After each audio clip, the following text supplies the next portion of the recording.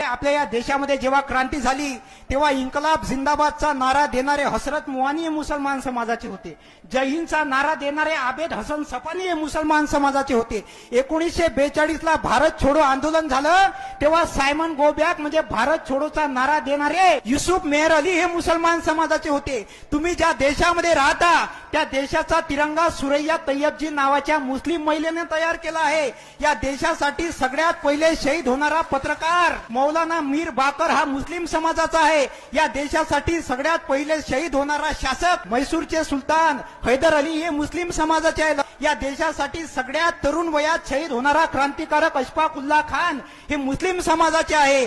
Doctor Babasaheb आंबेडकरांनी 14 तळ्याचा सत्याग्रह केला तर जागा देणारे व्यक्ती हे मुस्लिम समाजाचे होते.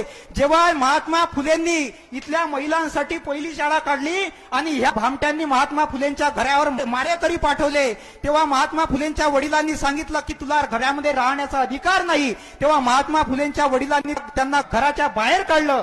तेव्हा महात्मा फुलेंना राहण्यासाठी जागा देणारे उस्मान शेख हे मुसलमान समाजाचे होते. छत्रपती शिवाजी महाराजांचे गुरु याकूत बाबा हे मुसलमान समाजाचे होते. छत्रपती शिवाजी महाराजांचे वडील शहाजी आणि त्यांचे काका शरीफजी यांचं नाव हे शहा शरीफ नावाच्या दर्ग्यावरून ठेवण्यात आलेलं आहे. लक्षात ठेवा, राक्षसों की बस्ती में प्यार बेसहारा है.